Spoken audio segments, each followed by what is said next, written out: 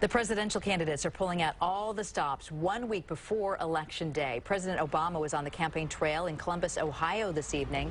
The president said Donald Trump does not sympathize with working people. He said while Hillary Clinton has made mistakes, she is a good and decent person. The Democratic nominee made several stops today in the battleground state of Florida, where the polls show a very tight race. If you know anybody who's thinking about voting for Trump, well, first of all, stage an intervention. Republican Donald Trump was in Wisconsin, where he encouraged people to change their vote if they're having buyer's remorse. Wisconsin is one of several states where you can change your early ballot if you think you've made a mistake. A lot of stuff has come out since you voted. Trump said along with Wisconsin, Michigan, Minnesota, and Pennsylvania all allow early voters to change their votes. However, experts say in reality, it's rarely done. As Election Day nears, Bay Area volunteers for both Clinton and Trump have been working the phones, calling potential voters in critical states. And KTVU's Jana Katsuyama is in Mountain View tonight to show us what it's like to work in a campaign call center. Jana?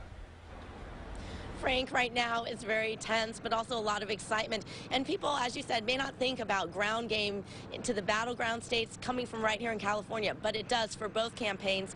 This Hillary Clinton call center just wrapped up after the volunteers were here for 12 hours keeping this open. Thousands of calls coming out from here, and also in the other side of Santa Clara County, thousands of calls going out from Trump volunteers as well. Thank you for a phone to the ear is the California volunteers' equivalent of boots on the ground in this last leg of the presidential campaign. At the Clinton call center in Mountain View, one volunteer says he's made more than 1,000 calls to voters in battleground states, convincing one in Reno to switch from Trump to Clinton. We had a nice talk, and at the end of the day, the call, he decided to go Hillary and straight Democrat. Phone banking has gone high-tech in this election, and California is playing a critical part in getting out the vote nationwide. National headquarters for both Clinton and Trump campaigns can automatically send phone lists for battleground states to the computers and phone bank stations in California. Volunteers might call voters in North Carolina, Ohio, Arizona, and Nevada all in one shift. The system makes the calls, and if there's no answer, it goes to the next one. So people, instead of having to spend time waiting for the phone to answer, they go from call to call to call. At a Donald Trump call center in Sunnyvale, there's a similar setup, but a very different set of voters with different views. Trump has 20 call centers in California. The headquarters sends out new call lists every day to those centers, with thousands of volunteers calling swing state voters. We're calling every single person, finding out if they're undecided or Hillary or Trump. If anyone is undecided, we have ground troops, and ground troops are in other states, and they're going to every single undecided, and they will be meeting with them. Some Trump supporters said it was their first time volunteering for the GOP get out the vote. I voted Democrat at one point in my life, but I've always had conservative views, and so in the past couple of years I came over to the Republican side. I've been cussed out once or twice.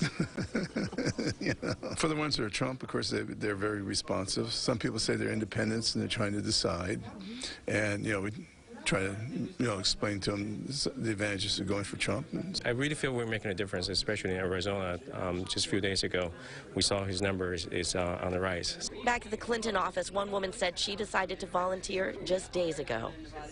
I really feel like I need to contribute my energy at this point because I think she was dealt an unfair setback with the letter by the FBI. So there you have just a few of these grassroots volunteers making up this ground game, many of them putting their lives on hold, spending hours trying to get their candidate into the White House. All right, Jana Katsuyama reporting live for us tonight. Jana, thank you.